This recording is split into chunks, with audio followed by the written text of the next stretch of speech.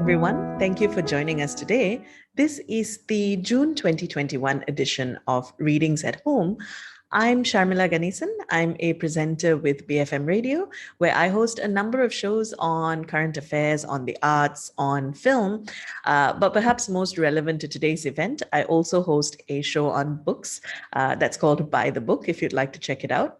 I'm also a writer, and I've published my short stories in a number of local anthologies as well as a number of online journals. I'm really happy to be hosting readings today. Thank you, Sharon, for this opportunity. And I'm really, really excited to be able to curate and put together a number of writers whose works I've enjoyed very, very much. As you'll soon see, they're all very different writers. They're very different styles. They write about very different things, but they're all equally fascinating. And in my personal opinion, write things and experiences that really speak about the time that we're living in now. So, without further ado, I'd like to introduce the very first writer who's reading today, Ling Low. Ling is a writer, a journalist, and a filmmaker. Her short stories have appeared in various anthologies of fiction. She was also formerly editor-in-chief of culture website postcode.my. Her comedy sketches have been broadcast on BBC Radio 4. Ling was also runner-up for the 2016 DK Dutt Memorial Award. We both shared publication in an anthology that came out as a result of that. And most recently, her story Weeds was shortlisted for the Commonwealth Short Story Prize 2021. I was thrilled when I heard about this. What I enjoy about Ling's writing is that she really manages to capture this unique experience of living in urban Malaysia, a sense of both connectedness as well as isolation. And really, when I read them, I always feel like she's speaking to a part of my own experience or people around me that I never thought to think about. So, without further ado, here's Ling Low. Hi, I'm Ling Low, and I'm going to read from my short story Bird, which was published in this anthology, Bitter Root, Sweet Fruit, edited by Deepika Mukherjee and Sharon Bakar.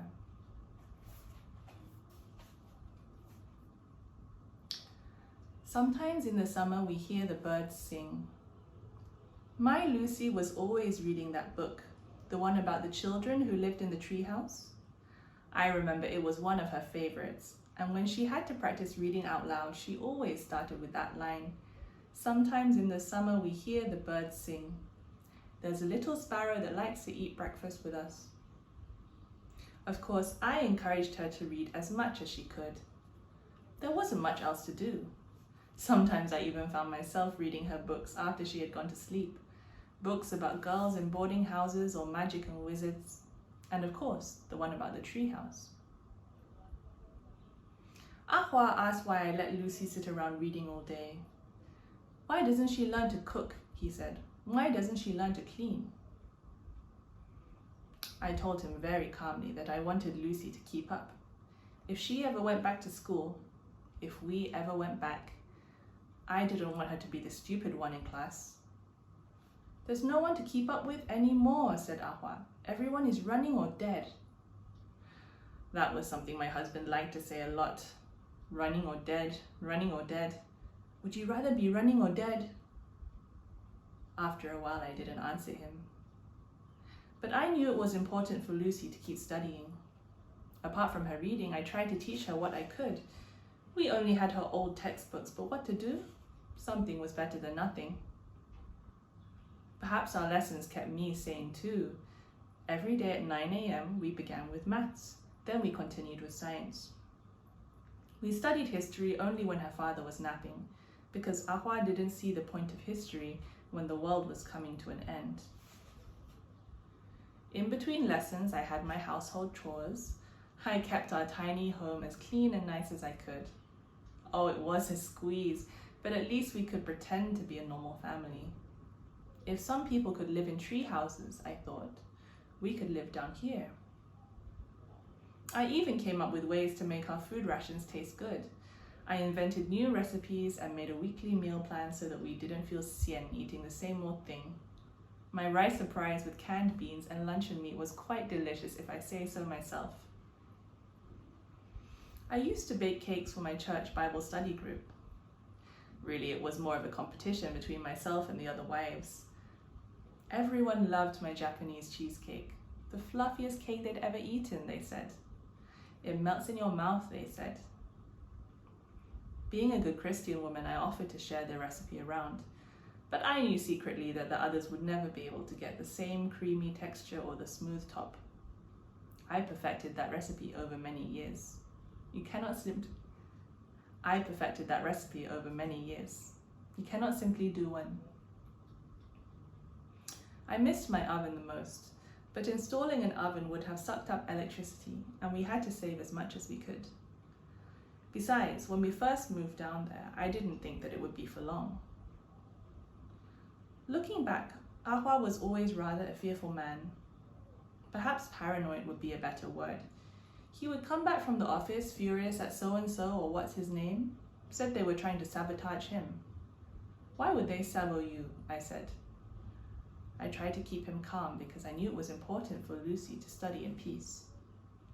Think they're clever lo, Ahua would mutter. Then the next day he'd tell me another same old story. Sometimes I wondered whether he had always been like this. Had I failed to notice in our courting days, or had he changed? By the time we got married, everyone was so relieved that they didn't look too closely at Ahua. I had been jilted many years before, you see. My parents and my sisters were scared it would happen again. I was already 39, too old to be taking chances, they said. So we got married fast. I baked my own cake for the wedding, a 3-tiered sponge. Base layer, vanilla, second layer, chocolate, top layer, coffee, all covered in white buttercream frosting, as pure as painted snow. I wish I had a photo of that cake to show you now. Sometimes in the bunker, I asked Lucy if she missed eating cake. I guess, she said. Do you remember my Japanese cheesecake? I asked her. It would melt in your mouth. But Lucy didn't reply. Maybe the memory was too painful for her, the loss too raw. I realized it was unkind to remind her of the outside world now. She had always been a quiet child, a sweet-tempered girl. She was born slightly cross-eyed, so they bullied her at first, but then they saw how smart she was, top of her class, how the teacher praised her. Nobody dared to bully her after that. Lucy was 11 when we made our so-called escape. As the months went by, I realized she would soon be a young woman. I worried about the things that she might ask me. In my church, the teenagers were told about the birds and bees after confirmation, but now it would be up to me to explain all these new feelings. I delayed it as long as I could. The day Lucy got her period, I cried. My little girl was growing up. I had packed only a few boxes of sanitary pads. When they ran out, I stitched some reusable panties out of old flannel for her. I also altered her training bras, snipping and adding extra fabric. I confess that a small part of me felt relieved. At least I knew that Lucy was safe. She wasn't mixing with boys who could get her in trouble. But I worried that these years locked away would change her. Ahua didn't help. He sometimes taught like the 3 of us might live underground forever. He spent days making notes for detailed plans, but then screwed them up and tossed them away. What's so great about being up there anyway, he would say. Our families are there, I said. My friends. He would make a pah noise and mumble about running or dead. But I wondered if his tune might change if he ran out of whiskey. He had crates of the stuff down there. God knows how long he'd been storing it up. One day I tried to pour it all down the sink. I don't know what I was thinking. Maybe I hoped that if the whiskey was gone, he'd want to leave too. But he caught me, even before I drained one full bottle. He grabbed it from my hands and slapped me so hard my head turned 90 degrees. Then he smashed the bottle and held the jagged edge near my face. If Lucy hadn't run in, I think he would have cut me right then and there. We all cried that night. Lucy had a laptop and we watched the Hong Kong and Korean dramas that she saved. Once they ran out, we started watching them again. It's funny how soon we forgot what happened in the show, how this sister had slept with that husband, how the boss was secretly bankrupt and his brother was a thief. So many things happened in each episode. Their lives were so fast and full, I would think to myself. My days felt endless and always the same. So up next, we have Ridhwan Saidi, who is a Malaysian playwright, novelist, and filmmaker. He's the co-founder of indie publishing house Mocha Mocha Inc. They focus on contemporary Malay fiction and drama. And Ridhwan has written a variety of both short and full-length plays. And in 2019, he co-curated Pesta Playlet. And in 2020, Ridhwan directed his first feature film called No Love for the Young. So I first got to know Ridhwan's writing through his novels, and I was really blown away. I don't get to read a lot of Malay fiction, mea culpa, but I really loved how he uses a very accessible, very everyday Malay language to talk about, themes and tropes and multiple realities, futuristic settings, but also with a deeper narrative at its core. So here's Ridhwan Saidi. Hi, I'm Ridhwan Saidi. So today I'm going to read one playlist from my Curated modular box set. So this box set consists of 13 playlists. I wrote it in Malay and it's bilingual, so each booklet consists of 2 languages. So I wrote it in Malay and the English translation was done by Alfian Saad. So today I'm going to read Melihat Setan Bekerja. This one.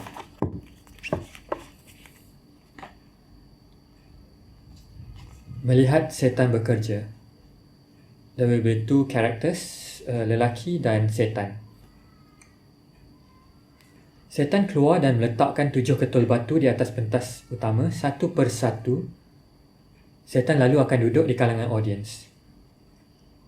Seorang lelaki memakai ihram keluar dan mengutip batu-batu tersebut, lalu menghadap audiens, cuba untuk melemparkan batu tersebut ke arah setan yang bersembunyi di belakang audiens. Rejam dia. Rejam dia. Setan mengelak dengan bersembunyi dari satu audiens ke audiens yang lain. Rejam dia, rejam dia. Relaxlah bang, apa salah saya sampai abang nak dia rejam saya pakai batu? Sebab kau tu setan. Setan masih di belakang audiens. Tapi apa dosa saya? Lelaki mula berfikir. Lelaki tertanya sendiri. Apa dosa setan? Ya, apa dosa saya? Dosa? Kaulah punca segala dosa. Manusia-manusia melakukan dosa atas bisikan dan gangguan spesies-spesies macam kau. Mana buktinya? Bukti? Dalam dunia ni kau tak perlukan bukti yang setan tu jahat. Semua setan jahat. Itu generalisasi. Mungkin setan-setan lain ada buat jahat tapi bukan saya. Saya tak kacau abang pun. Tapi tentu kau ada kacau orang lain kan? Ya, saya ada kacau orang lain tapi itu urusan antara saya dengan mereka. Abang tak ada hak untuk masuk campur urusan hal orang lain. Apa yang kau dah buat? Macam-macam. Memastikan mereka berat tulang, jadi malas, tinggalkan sembahyang, pastikan mereka ngantuk dengan khutbah Jumaat, bila pandu kereta bertukar lorong tanpa bagi signal, langgar lampu merah, potong line bila semua orang lain beratur, macam-macam lah. Kau dah mengganggu umat manusia seperti aku, jadi sebab tu kau mesti direjam. Dengan sifat agresif melulu sebegini, tindakan abang pun tak ubah macam setan. A'udzubillah minasyaitonirrajim. Apa maksud kau? Abang tak cukup tenang dan rasional, macam manusia yang telah dikurniakan akal dan intelek. Sedangkan saya setan lebih tenang. Kita bincang dan jangan tindak melulu ikut hawa nafsu, boleh? Ini tentu tipu elah kau. Benda baik ni elok kita bawa berbincang. Apa yang baiknya? Hubungan kita ni, kenapa perlu kita bermusuhan jika kita boleh berkawan? dan hidup bersama secara aman. Tapi kau tu setan. Kau jahat. Dan abang pula, aku sebagai manusia boleh memilih untuk jadi jahat atau jadi baik dan aku memilih jalan kebaikan. Maka dengan itu kau harus aku musnahkan dengan rejaman batu-batu jamrah ni. Tak bolehkah kita akhiri perseteruan ni? Mungkin saya berguna untuk abang, untuk kehidupan abang. Apa yang boleh seekor setan lakukan untuk aku selain daripada membawa manusia seperti aku ke jalan neraka? Kita boleh discuss apa yang abang nak. Apa yang aku mahukan. Ya, saya boleh tunaikan permintaan abang. Segala permintaan pun. Ya, segalanya, tapi sudah tentu dengan syaratnya. Apa syaratnya? Apa permintaannya? Lelaki membelakangkan audiens berfikir sejenak. Aku mahu kau dan spesies-spesies kau pupus dan tak lagi mengganggu umat manusia di atas muka bumi ini. Boleh? Dengan syarat abang jual jiwa abang kepada saya. Tidak. Kenapa tidak? Aku takkan jual jiwa aku kepada sesiapa. Apatah lagi kepada setan. Dan bagaimana boleh aku percaya permintaan ini akan termakbul lepas aku serahkan jiwa aku kepada kau? Sebab abang percayakan saya. Aku tak percayakan kau. Tak. Abang percayakan saya. Kerana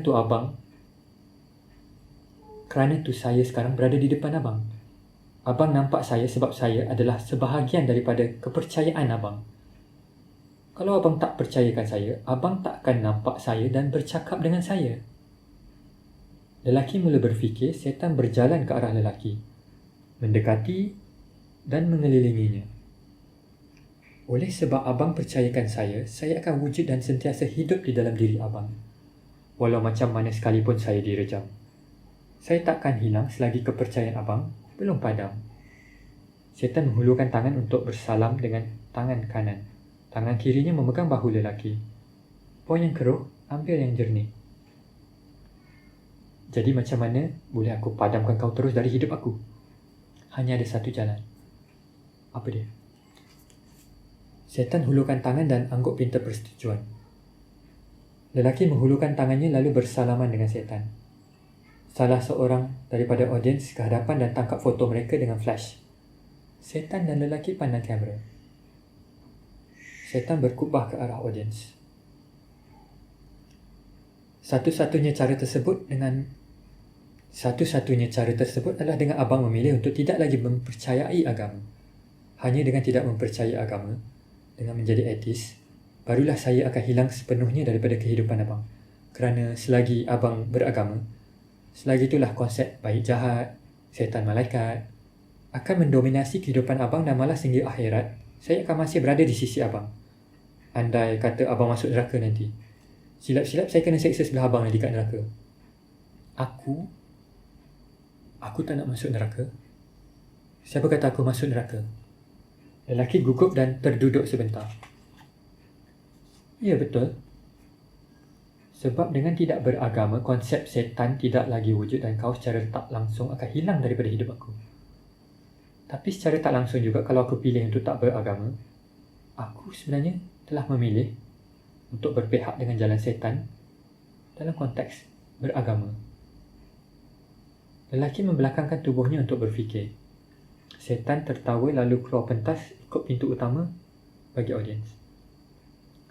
Lelaki pusing dan mencari setan di kalangan audiens tetapi tidak menemuinya.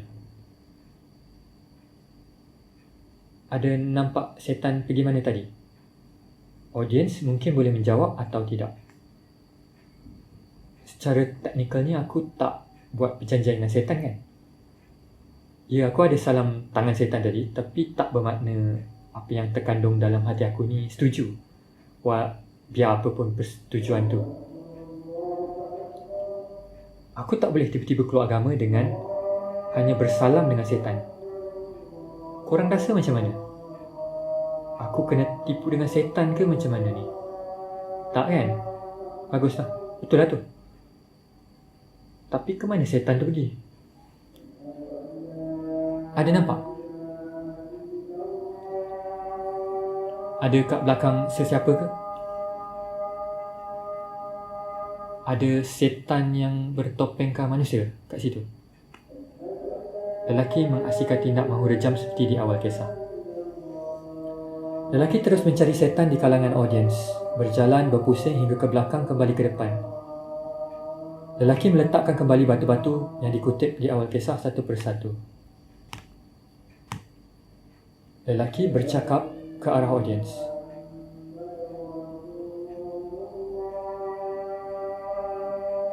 Mungkin inilah perasaannya bila benda tu ada depan mata tak kita hargai. Tapi bila benda tu dah hilang, benda yang kita hargai tu dah tak lagi depan mata, waktu itulah kita dok tercari-cari. Walaupun benda tu setan. And now we have Sumitra Selvaraj, whom many of you might know as the founder of the Instagram platform called Saris and Stories, where she documents, really her saris and her stories. So if you hadn't guessed, she and her story really was the inspiration behind my outfit choice today. But Sumitra is also a writer. She's a media professional as well. She's done work both in front of and behind the camera. She also did a stint on BFM Radio, where I had the joy of working with her as teammates. Sumitra's fiction has appeared in a number of anthologies and online platforms. She also won the 2018 Short Story Prize at the Asian Women's Writers Festival in Singapore. She was also runner-up at the 2016 DK Dutt Memorial Award. I got to know Sumitra through her Instagram stories before I read her fiction.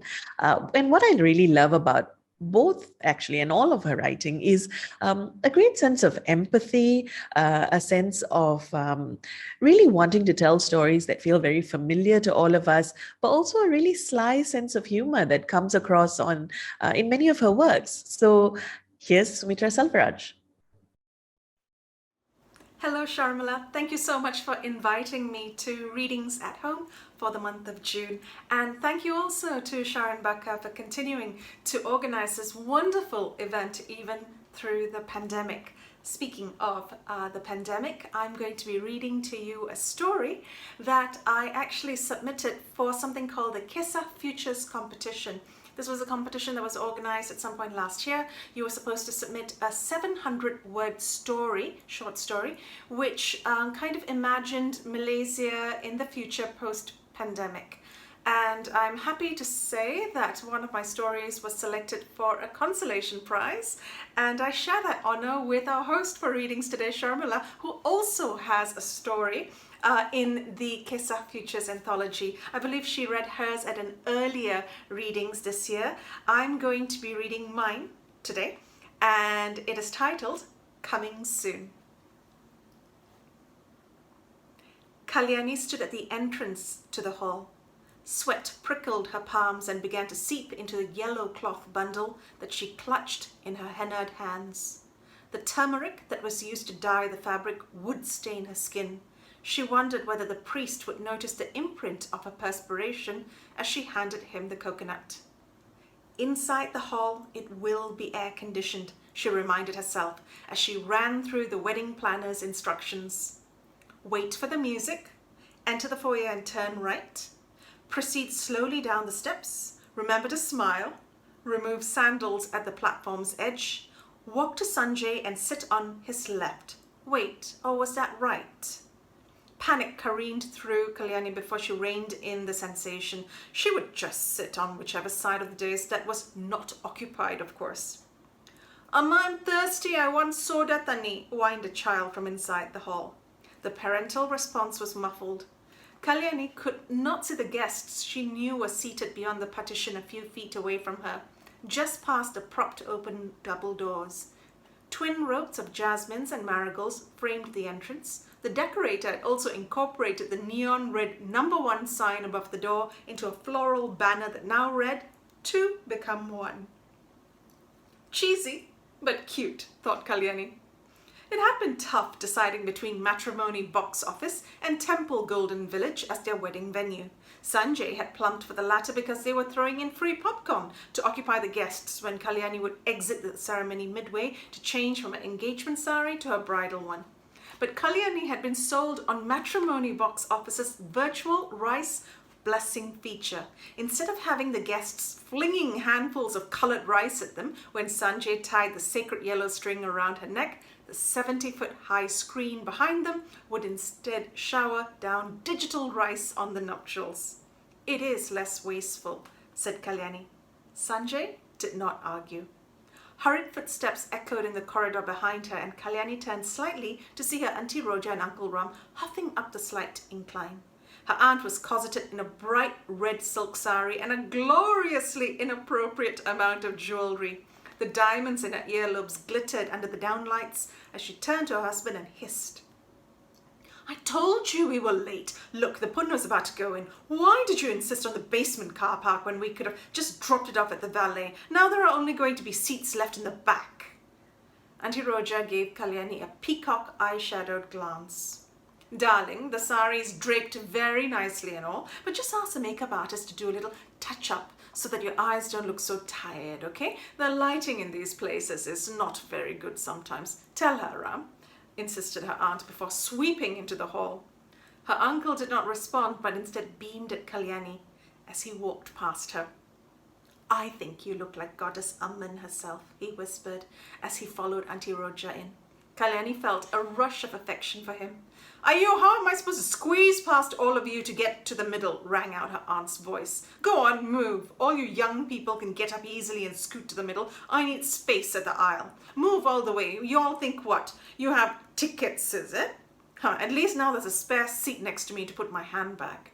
Kalyani smiled, trying to imagine what the theatre seating would look like with patrons dressed to the nines. She and Sanjay had their first date at this very hall 2 years ago, back when it was still a cinema. Back when there were still cinemas, she thought wistfully.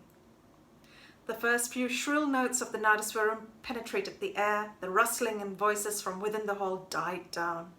Kalyani took a deep breath and exhaled. It was showtime.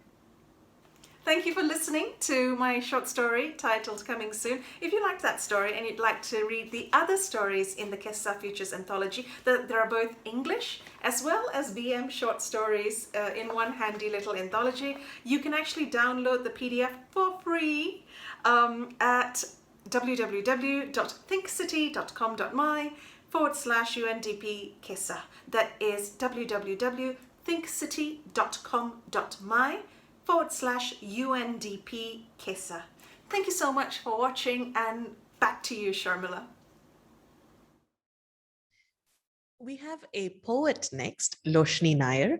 Loshni is a full-time PhD student and she studies rape discourse in Malaysia.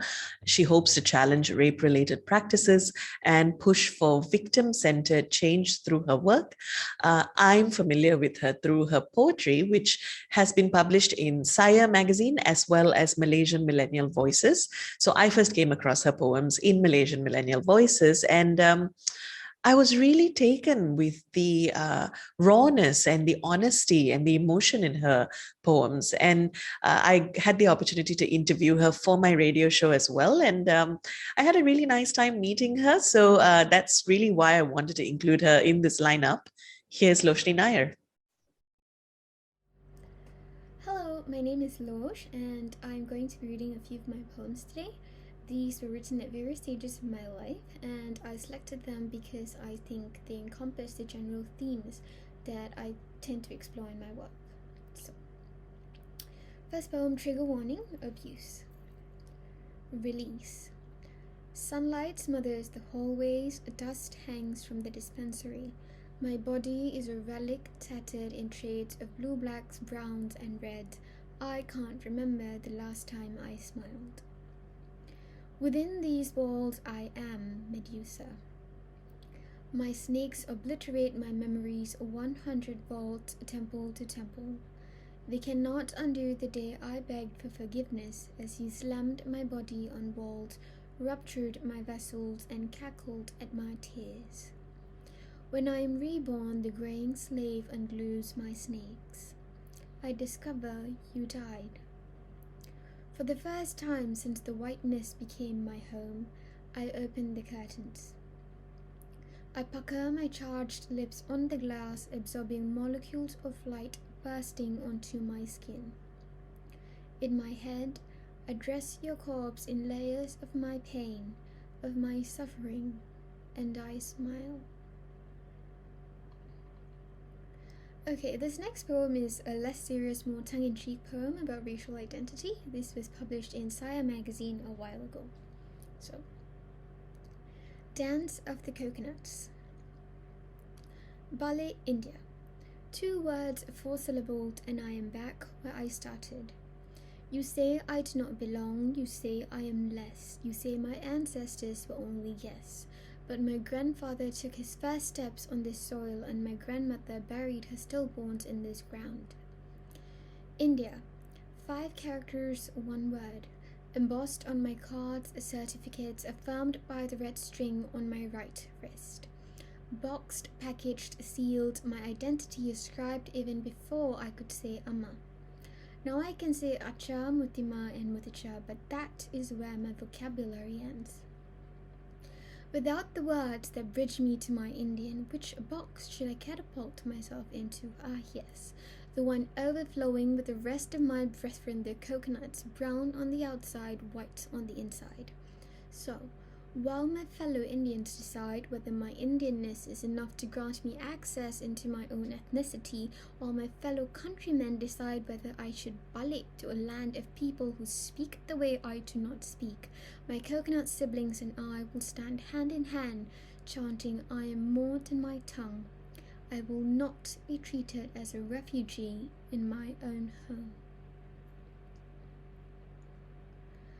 Okay, this last poem is a political one. This was recently published in the Malaysian Millennial Voices Poetry Anthology alongside the first poem that I read. So, here we go. Daddy. Daddy, you twisted little thief. Thief 4.6, 1.2, thief the billions, then thief some more. Daddy.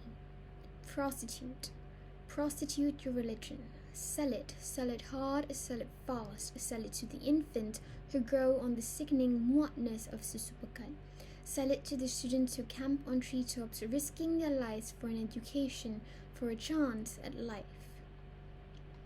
Daddy, donate. Donate ministerships, datorships, donate GLTs, donate it all. Oh, your kindness, your sweet kindness, like gula melaka on my tongue. Donate it, Daddy. Donate like the philanthropist that you are, the philanthropist who reaches deep into my pockets, into my father's pockets, into Machikia's pockets for beli satu percuma satu giveaways that are not yours to give. Daddy, screw me over, screw me harder, steal government-mandated steeds, steal my data, steal my trust. Screw me, Daddy, make me beg for you to let thieves walk, for you to drop all charges. Make me beg on my knees while they moan, Daddy, our Savior. If you stuck around this long, thank you very much. I hope you enjoy all the other amazing stuff that's being read today. Thank you and have a nice day. Now, up next, we have Stuart Danker. He's the only writer in our lineup today whose work I haven't actually read yet. However, I'm very, very much looking forward to reading it because from everything I've read about it, it's stuff that I would really enjoy. It really sits in genres that I always like reading about. Malaysian settings, futuristic. It's essentially a cyberpunk setting, one of my favorite genres. So Stuart's held various odd jobs during the course of his life. He's also written for various publications and various mediums. And after nearly a decade of that, he decided to try his hand at fiction. And his debut novel, Tin Head City KL, has just come out. So I'm looking forward to reading that. I hope you are too. To give us a little bit of a preview, here's Stuart Danker. Hello everyone, my name is Stuart and I am very grateful to be a part of Readings and to be among so many other great local talents. Today's reading will be from my latest book, my only book, Tin Head City KL. And it is a cyberpunk story, and I hope you guys enjoy it. Zack often rode the train not to get somewhere, but to earn a living. Presently, he sat beside a patchwork of steel, not unlike the shape of a humanoid. Known to the inhabitants of KL as a Justicar, and colloquially known as a tin head, that thing sat motionless in its designated docking bay, idle only until some law needed enforcing. Apparently that time was now. The tin head purred, its joints wheezing and clacking, and what had once stood at Zack's shoulder now towered one head above him. And as someone whose height registered at 185 centimeters, Zack seldom had to look up to anyone or anything. He followed the robot as it thumped down the train, its footsteps almost as loud as the squeals on the track. An active tin head almost always meant a disturbance, and that meant time for profit. Hard to believe that these things were an extension of the law now, unlike in the old stories his dad used to tell him about times when policing was still in the realm of humans, when it was a more compassionate line of work despite the corruption. A commotion in the third car promised Zack exactly what he had hoped for. Worst case scenario, he could sell some painkillers. Best case, the antidote to a suppression drug. He didn't wish the victim ill, of course. It broke his heart every time he saw a suppression. Benefiting from other people's pain wasn't what he'd hoped for to do for a living, but Zack had to eat.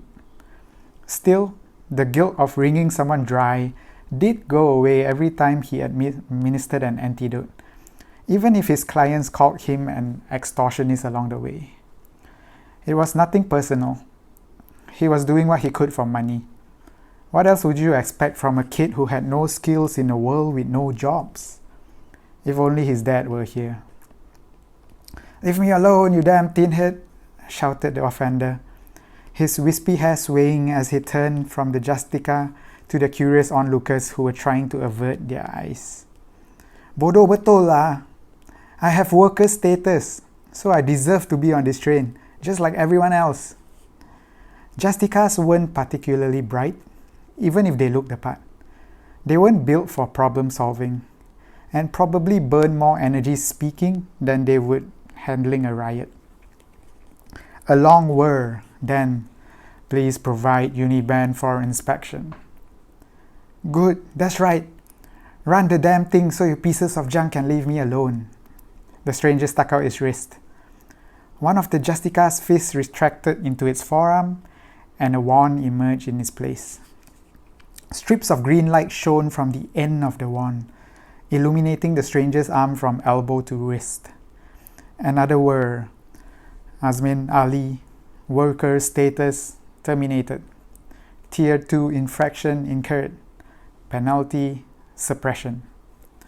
Azmin's eyes, framed by hair stuck to the sweaty forehead and cheeks, widened so much that Zack worried they'd pop right out. No. They said my pass would be valid until I got home. Termination's not official yet. I'm still a worker. He yanked his hand from the Justica, staggering backwards from the effort. "Please cooperate, or harsher measures will be implemented." "No, please. It's Mutiara's fault. Check their systems. They will know. Or you can run the scan again." Tier 2 infraction for a misdemeanor? Zack welcomed money in the bank, but this seemed a bit much. Someone should look into reprogramming these tin heads. Mutiara Corp's employees were still human after all. "Please, no, I'll pay. I'll get the money. I'll get it by the end of the week, please." "Please cooperate. This is your second warning." "Come on, there's no need for..." A syringe had replaced the tin head's wand, which was now lodged in Azmin's Uniband. A brief hiss punctuated the growing tension in the car. Those who haven't left were now quickly evacuating. Azmin howled, the squeals of the undercarriage an oddly apt backing track. Having done its job, the Justica backed up and pivoted before clanking its way back to the docking bay. A little whimper followed the sound of steel doors closing behind it. Azmin crouched, his fists clenched tight, on the verge of hyperventilation. He would have a long 2 days ahead of him once the drugs take hold. Zack approached him. "I can help you," he said. Azmi turned around with a start. Zack nodded at the man's uniband. "I can help you with that." A sneer. Somehow, he still had it in him to play the tough guy. "What you want?" Azmin asked in Malay. "3 cheats," Zack asked. "You're crazy. You're all bloody crazy. 3 cheats? I'll sit through this entire suppression before I give you 3 damn cheats." It was easy to identify first-time offenders. They shun help, but end up paying the most later on. Why? Because these drugs were designed to trigger the maximum pain a human body could endure. No normal person experiences even half of that in their lifetime. Try a suppression once, and you'd sell even your mum for some relief the next time. Had Azmin been a repeat offender, he would not have bargained at the sight of a dealer like Zack. He didn't know it yet, but he'd be willing to give 10 times the price Zack had quoted him when the drug hits. Zack fished around in his pockets and produced a black card. "For when you need me," he said. Azmin took it and examined both sides. "Sial, you want me to pay for crypto call? What do you take me for? Hey, asshole, where are you going?" Zack was already making his way to the next car, blending in with the rest of the commuters. "I can't do this forever," he thought. "I can't stand seeing people like this." Still, his job was made for him. He never got high off his own supply, not because he didn't dare, but because he couldn't feel anything. Weirdly enough, 1 shot of vodka, or toddy, depending on how much money he had to spend, would do the trick, but injecting vials of jet into his uniband did nothing. It was the perfect credential for his job, though. Holographic advertisements flashed across the train windows, reminding Zack to state powered with Ethon energy drink. Noise. This is all just noise. He reminded himself to keep his eyes on the prize. Right now, his only goal was to earn enough cheats to buy an EMP slug and replace the one his dad once gave him. "I'll come back for you," his dad had said, "and the EMP slug will be your ticket out." As invincible as the Justicas were, they did have a weakness. Set off an electromagnetic pulse slug within 10 meters of one and is permanently fried, along with any other electronics in the vicinity. Too bad that owning a slug meant the death penalty. No questions asked, no trial needed. Zack had an EMP slug once. He'd loaned it to Darlene. That's why he wished he wasn't so soft-hearted. In KL, that meant getting taken advantage of. Darlene, who had shown up at his door one day, who was old enough to be his mother, and who had mentioned knowing his dad, had told him the exact stories his dad used to tell him. Said she wasn't supposed to come over, was in a bit of a pickle, and asked if she could borrow the EMP slug his dad had left him. All the details had checked out, so naturally Zack thought his moment of escape has come. That was until she disappeared with the slug, never to be heard from again. This was 1 year ago, and that was a stupid move. He knew better than to trust strangers, even those who knew more about Zack's dad than he did. He didn't take it personally though. That was how this world worked. Rely on yourself and don't trust anyone. For now, money had to come first. he could somehow work his way up to 1,000 chits, then he could get himself another EMP slug. Even if his dad couldn't make it back for him, he'd be able to leave KL on his own. Besides, wasn't there a rebel faction that ran in the fringes of the city? The Brotherhood or something? Wouldn't they be able to help him get out of here? Find his dad, perhaps? The train jerked to a halt and Zack got off at a stop. There was no need to continue riding today. He strode through the tunnels, the metallic odors a stark reminder of where he was, the underbelly of KL, a city known only by those two letters. They had stood for something once, but ever since Mutiara Corp took over and succeeded from the rest of the country, only the letters remain as a reminder of what this place was once called. That was over 90 years ago. Now, the city contained more tin heads than humans, and their numbers kept rising. Zack's uniband vibrated. He had another potential victim, or client, whichever way you wanted to put it, 3 blocks away. A few cheats at a time would have to do for now. And that was the first chapter of my book. I hope you enjoy it. And yeah, just hope you get it too. Bye-bye. And that brings us to the end of our lineup today. Thank you once again, Ling, Ridhwan, Sumitra, Loshni, and Stuart for agreeing to be a part of this and for your readings. And of course, thank you once again, Sharon, for asking me to do this. I've had such a great time curating this lineup, listening to their readings, and it's made me feel more enthusiastic about keeping up my writing as well. And on that note, buy local books, read local books. You know, we Malaysian writers love hearing from fellow Malaysians who've read our work, really. So that's it. I'm Sharmilla Ganesan. It's been a real pleasure hosting Readings at Home this month.